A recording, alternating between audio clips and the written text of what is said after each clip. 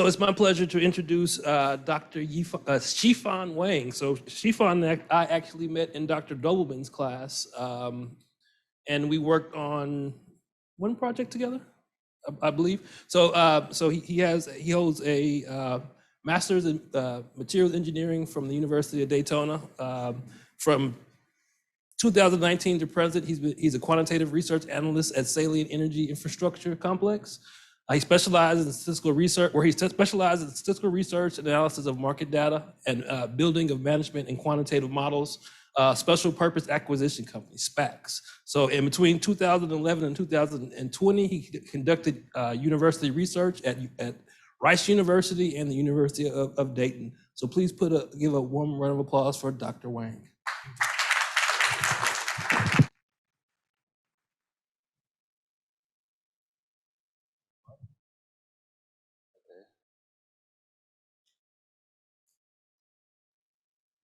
Yeah, it is.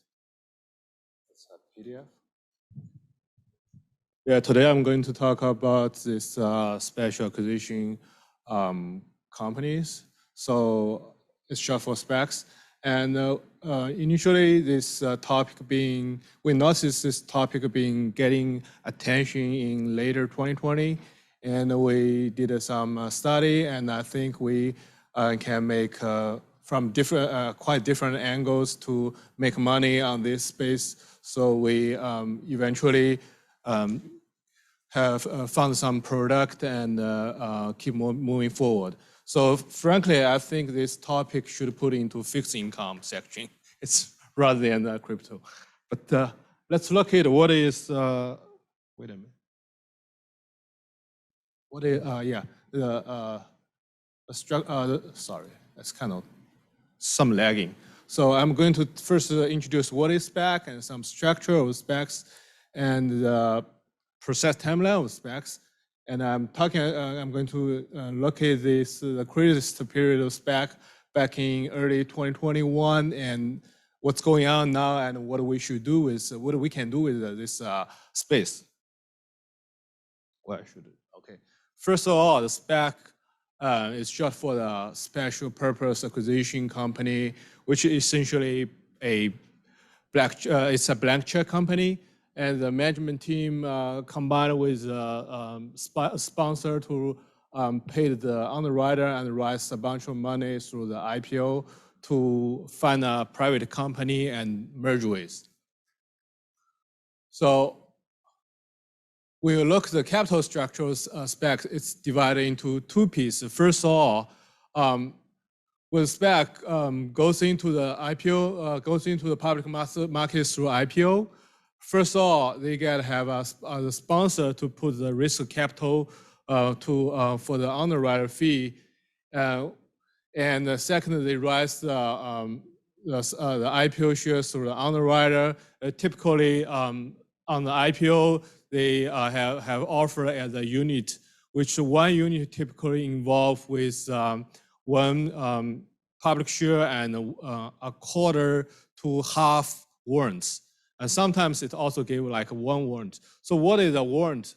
So here a warrant is typically initially had a 2 years lifetime, one-to-one traditional like option. So basically on traditional option, you have 1 to 100. One option contract equal to like 100 underlying shares, but in warrants, you have only 1-to-1 relation. But here, the warrants strike price is typically at $11.50. And in a normal, in old days, the public shares in the trust value is like $10 per share. And those days, it's hard to get the money right. So they upsize the trust value from $10 to $10.15 or $10.20, sometimes even to like $10.30.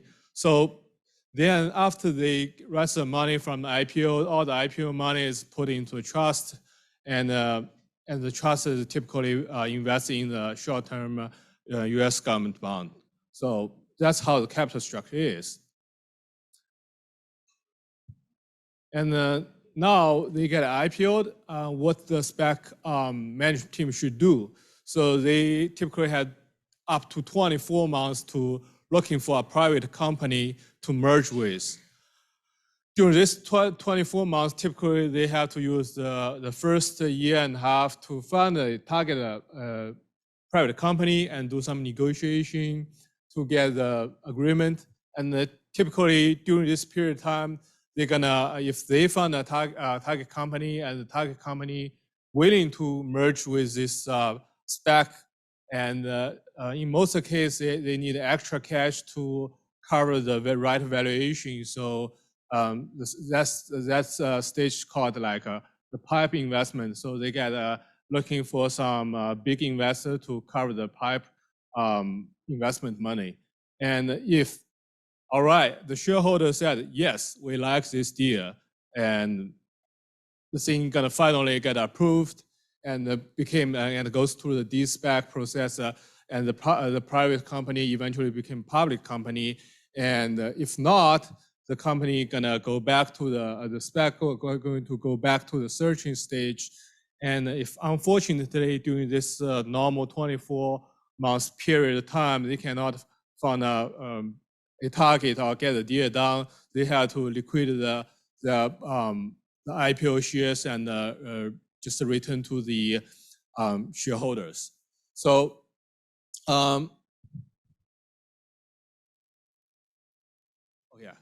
all right, here is a typical example of how the SPAC team members looks like.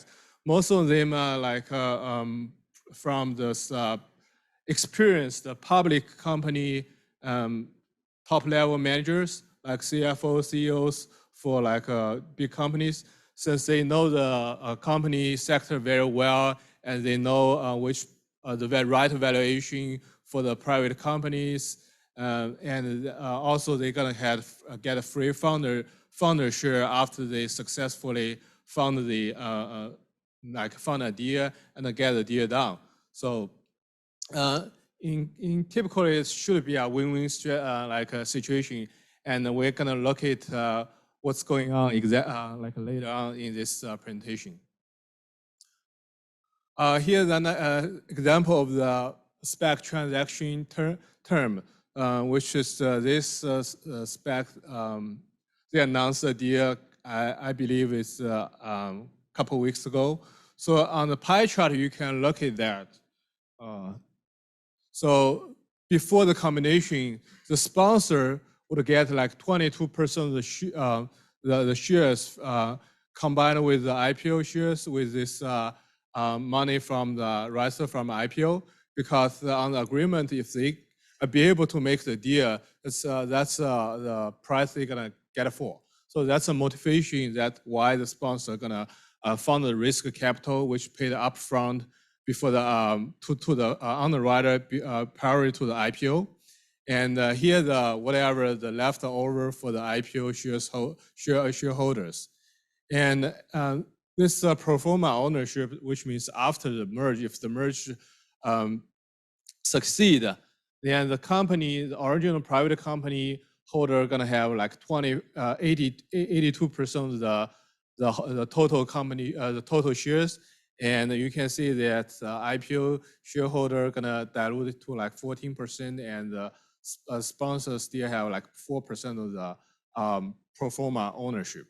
So that's a motivation why that's a lot of like people want to fund the IPO. It's because of the sponsorship. So on the average, if we see a SPAC IPO share was $10, the average IPO sponsor economy would be $1.50 up to $3 in some extreme cases. So if they can making the SPAC company worth more than $3 within a year, they should get a positive return. That's what they have to do. So here are some key characteristics of SPACs. So so as we can see, the SPACs is not like a traditional IPO. So I would say here, compared with the traditional IPO, the PIPE and the de-SPAC process are the real IPO for the SPAC, but the SPAC itself only has have nothing, only have the blank check during the IPO stage. Then the second is when SPAC announced the private company they get negotiated with, they will have like a valuation done by the underwriter, typically some investment firm, and have some financial statement or projection for the private company. And by that valuation, investors should be able to have a clear look at how much this company should value it. But in 99% of the time, the company is overvalued, and they cannot make the right valuation. They cannot make the curve. So that's why we are seeing a lot of like de-SPAC company is crushed this year and later last year. So the third advantage for SPAC is it only can have like up to 24 months life cycle in most sense to complete their acquisition. If during this period they are not be able to do it, they have to redistribute their money rights from IPO to the shareholders. So it's well-defined time frame. And the fourth is they compared with traditional IPO, you have to pay a high single-digit underwriter fee to the underwriter. So a SPAC typically only pay up to 2.5% to the underwriter for IPO. So it's a kind of low upfront fee to pay for the SPAC team. So let's look at the greatest period for SPAC, which is back to like 2021. If you look at the number, that's a market capital return for the SPAC. That's they just went IPO, and the company done nothing. They even did not find any target yet, and their price just shooting up. Like on that time period, we made a lot of easy money. We participated in IPO. In the next day, the SPAC went to public market, and the unit price just jumped from $10 to $10.60 in a day, and sometimes can go to like $11, $12 in a week or two. So that's very easy, like high single-digit return you can make in a day. And if you look the money raised by the SPACs, and you can see that's it's a tremendous amount of money being raised from late 2020 to like early, basically the first quarter of 2021. And in the greatest time period, we saw like 10 IPO in a single day. And I remember the biggest day we saw is 15 SPACs IPO in a single day back in March 2021. And afterwards, SEC found, oh, this space is so hot, we need to put a pause on that. So they put more regulation. They forced the SPAC warrant from equity to be liability. So they forced all the SPAC team to have to revise their S1 document to postpone their IPO. That's why you see a huge drop on the IPO numbers after like March 2021. And from that moment, you can see the return get crushed down below the 100%, which is like normal. It should be the right value. It is because the share in the share for the trust they are like investing into U.S. government bond. That's you get a discount to you get some time value. You get like a discount to the bond period. And for the company itself, since it doesn't have any target or announced anything yet, they're supposed to be trading below the trust value. Okay. Now we can look at the year to mature curve. So as I mentioned in the March 2021, in the peak time, you can see most of the SPAC are trading above the trust value, which you can see the negative year to mature return here, return yet. So now the market gets correct and crashed down, and you can see this is the median number of the year to mature rate. It's going back to like 2%. In nowadays, because the rate hike, you can see on average you can get like 3%. The median number that you can get is about like 3% annualized return for the SPACs. So which is kind of like a better than treasury bond type of return. It's like a fixed income product, in my opinion. And here's some other statistics for this space. And you can see there's a lot of like SPACs being when the IPO last year.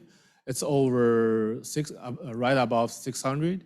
And the average SPAC size is about like 250 million on average. Now this year, the size getting beaten down. It's average below like 200 million, and that's because people are like looking for a lower valued private company, and they are looking for typically the company valued below like 1 billion. So this that much IPO create a lot of problem, and I can explain why. The data shows here. So the data I took from last week. So that's on 2021. We can see there's still more than like 400, just shy below the 500 SPACs are looking for target. And remember, they only have 2 years lifetime. If they are not be able to find a target within 2-year period of time, they have to lose risk capital, and they have to redistribute money back to the shareholder.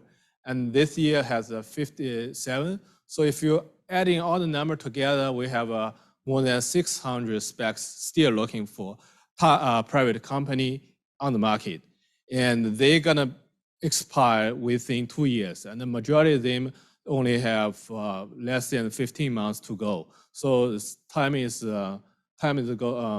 flying away. So, and you can see since 2020, that's only like 200, roughly around 200 SPACs get the deal done and complete the SPAC process.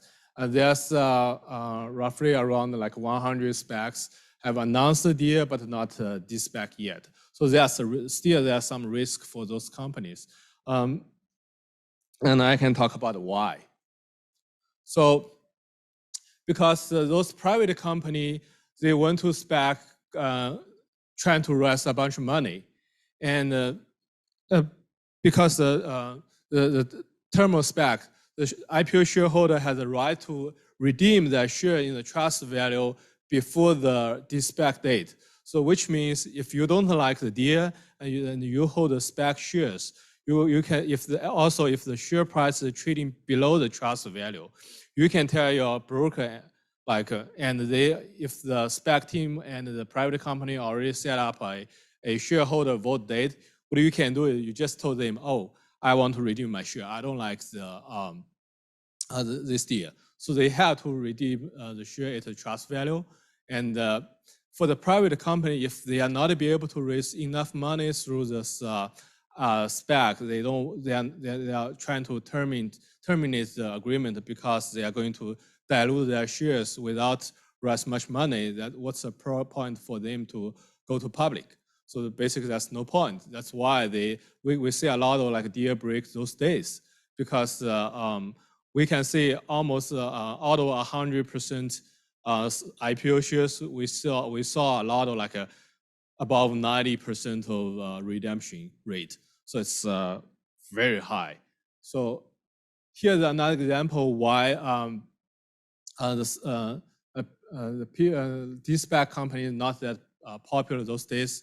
As you can see, this ETF called is de-SPAC ETF. This ETF hold all the de-SPAC public companies, and you can see the performance is terrible. From earlier last year to last week, the thing just get like a drop to roughly around 30%. Only 30% of the value of the compared to like earlier last year. So one reason is lots of those private companies, they are still in the like R&D stage. Lots of them are just startup companies. They shouldn't be on the public market, but through SPACs, they could easily raise a lot of money from last year. And then people found out they cannot actually make their like financial goal. Some of the things they're saying, okay, we can be EBITDA positive 2023 or 2024, but based on the recent earning report, they'll never be able to make that goal. So as a result, you can see on average, it just get crushed. I got more data showed up here.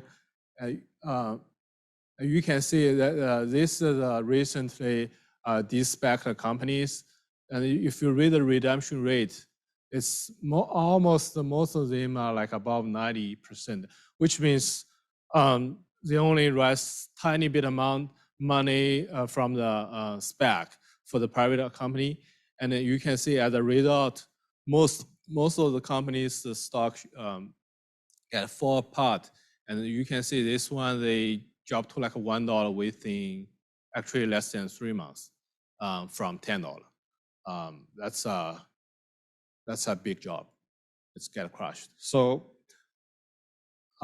if we look at some of the winner in the space, you can tell only less than 5% of the SPAC company can maintain above $10. That's the reason why the SPAC got to be very popular last year, because most of those high quality names went to public later 2020, and they performed very well, and that's caused the friends of the SPAC in early 2021. And then once the space getting very crowded, and people realize, oh, this market isn't, the valuation is wrong. I mean, most of the company get overvalued. That's why we saw a huge redemption rate on the previous chart, and the space is getting cooled down. However, there's still like for investors, we still be able to make money on this space. So first of all, what you can do is you buy this searching stage SPAC with highest year to mature. So typically, if we have a dynamic monitor system.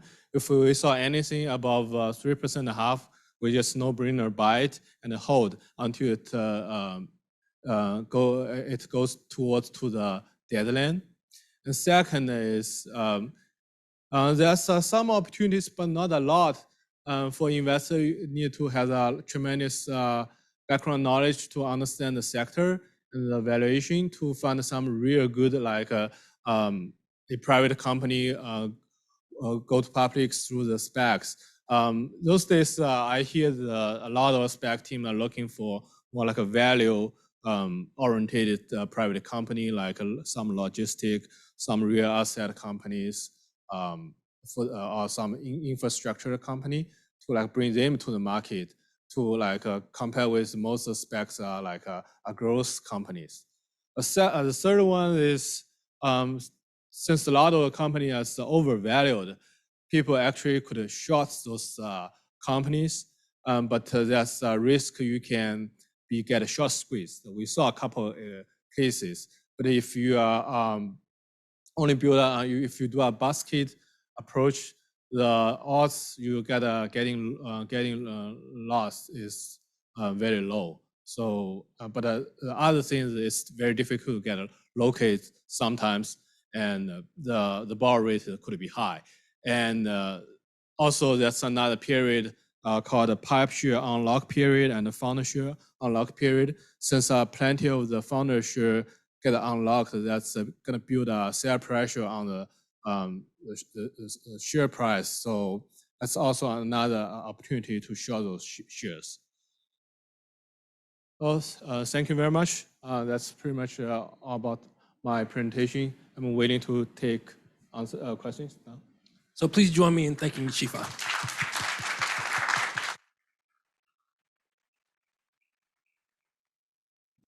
Any questions from the audience or virtually?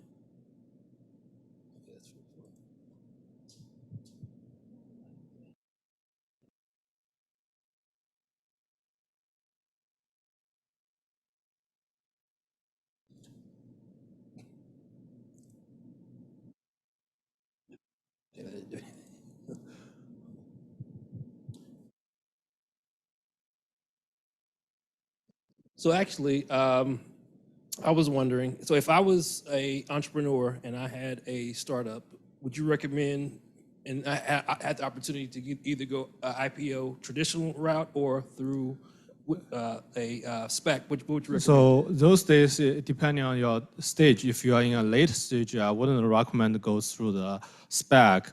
But if you're in an earlier stage and you can get negotiated down with a very good term, for example, some SPACs, some private companies require at least like 50% of the IPO money to like close the deal. If the SPAC cannot like find a pipe investor or like a guarantee enough cash condition, the private company can terminate the deal. And those days, since there's so many SPAC on the market, I would recommend, yeah, any private company should be looking for that option. It's not bad. Yeah.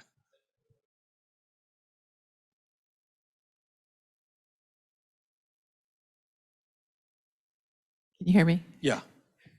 So another space I don't understand. Yeah. So what took you to this,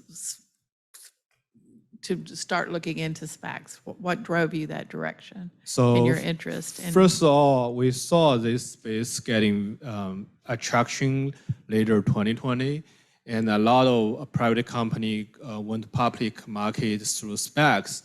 And then I looked at the terminology of SPACs, and I started the space carefully to find out actually we can make some easy money.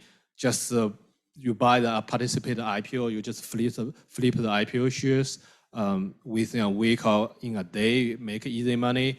And we also, the second reason is that we have a strong demand of clients asking for like, do you guys have a low volatility, low risk, fixed income type of return product?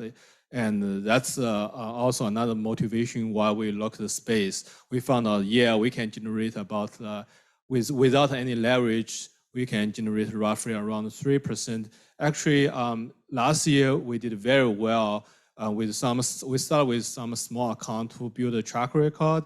Since that time period, the SPAC shares are trading a lot.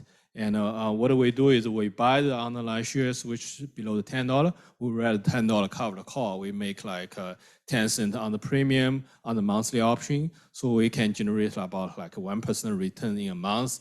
And because the space, the SPAC space getting cooling down later, so we, instead of a lot of opportunity in this option market, we join a lot of IPOs, since the SPAC team tends to overfund the SPAC, which the trust value from $10 to like $10.20, which means they add another 2% return within 2 years, and we still be able to buy like $10 per unit.